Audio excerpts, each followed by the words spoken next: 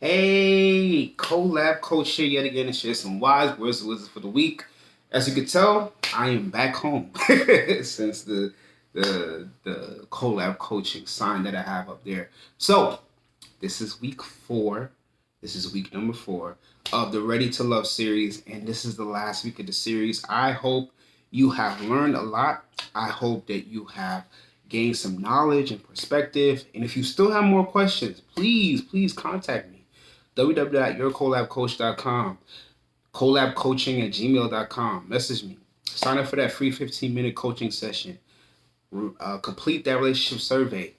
Let's get into it. So, the topic for this last 4 weeks is, and this week in particular, is the lessons I learned when I was ready for love. Lessons I learned when I was ready for love.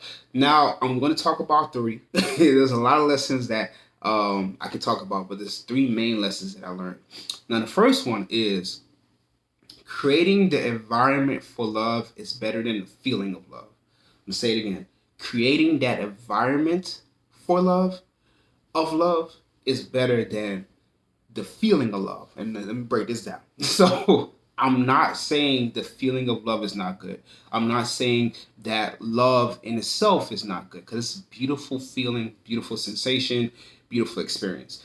Now, what I'm saying is better to have that environment already in place for the fact that love can be produced, reproduced, continue to produce, continue to be created, versus I just want that feeling of love. A lot of times we try to hunt and search for that feeling of love because we feel like it's lacking in our life, right? We feel like that feeling of love is something that we're missing, especially if you're single or in a relationship where the relationship's not going well. A lot of times we would rather choose that feeling, and I did too. I wanted to feel that. I used to pray. I used to say, God, let me just find somebody for me. But I realized I was praying the wrong way. I had to realize that I should rather pray for the environment of love.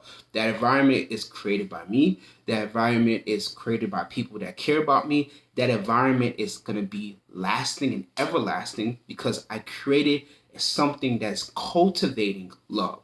Now, you may not be exactly in the moment of being ready for love, but at least you have that environment that could sustain that love. It's like basically flowers. That's why I put on the flower jacket today. So, literally, if you don't have the right environment for the flower, if you don't have the right environment for the tree, if you don't have the right environment for the seed, it's going to die.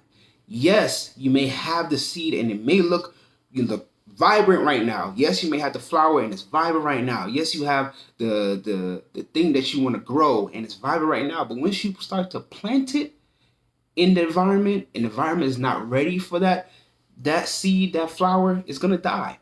That is why you have to create that environment for love. Then you'll be able to cultivate love and let it grow and continue to let it grow and let it manifest. That's what I had to learn because I was always focused on the feeling of love, and it hurt me in a long way. Long way. But then, thankfully, married, and I was able to create that environment of love. And despite whatever happens, despite the ups and downs, despite the discussions and the disagreements, we have that environment of love, and that's why our love is sustainable. So, another topic, another lesson that I learned is that I cannot force my rules on love. I cannot push my rules on love. I cannot demand my rules on love. Love is pure, as I talked about before, even in the first week where we talked about the myths. Love is pure. Love is it's not based on rules and requirements and all these different stuff. Love should be unconditional. That's basically the main requirement of love, unconditional and pure. But a lot of us, especially humans, we tend to add different stipulations to love, add caveats, add notes at the end of love. But I like love, but I want to do this way. For me, my stipulation was, I want to be loved, but I want to be loved the specific way.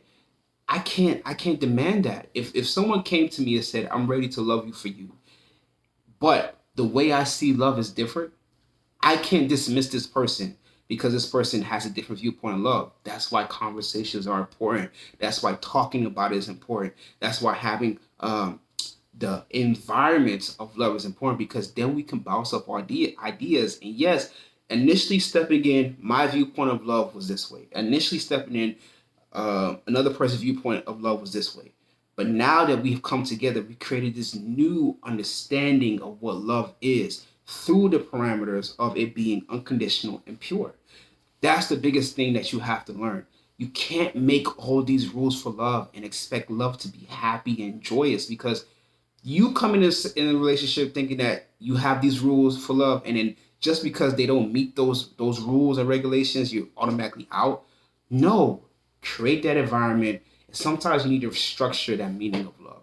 Now, the last thing I want to talk about, and the last lesson I want to talk about, not to say this is the end of all the lessons, because there's so many different lessons that I learned, but one of the biggest things was that when it comes to love, you have to realize a simple thing.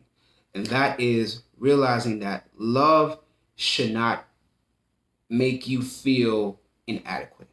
Love should not make you feel like you're doing this for the wrong reasons. And that's what I had to learn. I had to learn that just because it feels good does not mean it's love. Lust is a hell of a thing. Lust is a hell of a thing. And a lot of people would rather choose lust than love, and then they call lust love. Call lust for what it is: sexual attraction, things of that nature. But love does not have to be defined by sexual attraction. Again, as I said, love is based on unconditional feelings and it being pure. A lot of us, we confuse lust and love a lot, and then it causes us to have more harm in our lives, because once that lust, that feeling of lust is gone, that's it. There's no other feeling. Love can branch off to so many different things: friendships, things of that nature, companionships, all that. But lust is lust. So call lust lust. I was confused by that. I thought just because I thought this person was attractive, ooh, I must be in love with this person. No, I was in lust. I was in lust with this person. And I'm sure I'm not the only person that felt that way. Until I realized that love is love and lust is lust, I was failing in relationships. But thankfully, I was able to realize that love has its own special feeling and lust has its own special feeling. Not saying lust is terrible, but I am saying they're two separate things, and keep them separate. So, to keep it as simple as possible, 3 lessons that I learned about being ready for love. The first one is that once you know you're ready for love, you're ready for love, and it's great. But at the same time, create the environment of love instead of chasing the feeling of love. Love is beautiful. That feeling of love is beautiful. But if you cultivate the right environment of love, love will be everlasting. It'll continue to grow, and it'll continue to shape you and your significant other in a way that it will allow the love to continue to manifest despite any disagreements, any arguments. The second thing that I learned when it came to me being ready for love is that I cannot force my rules and my regulations on what love is. Love is gentle, love is kind, love is pure, love is unconditional. But at the same time, if I start bringing my own human logic into love, my own human ideas into love, it's just tainting love. Keep love pure. Finally, the last thing is that, yes, you may feel good at this moment, but just because it feels good doesn't mean it's love. There's a difference between love and lust. A lot of people confuse the two and think that lust is love. In reality, it's not. Keep lust for what it is and understand what love really is. Simple as that. So if you're struggling with any of these 3 lessons, or you have more things that you're struggling with when it comes to love, go ahead and message me. Again, www.yourcolabcoach.com. Sign up that free 15-minute coaching session. Also, fill out that relationship survey so you can see if we're a good fit for each other. Also, Facebook Collab Coaching, Instagram Collab Coaching, all my series and my videos are on YouTube, COLAB Coaching. You can even email me, colabcoaching@gmail.com. Finally,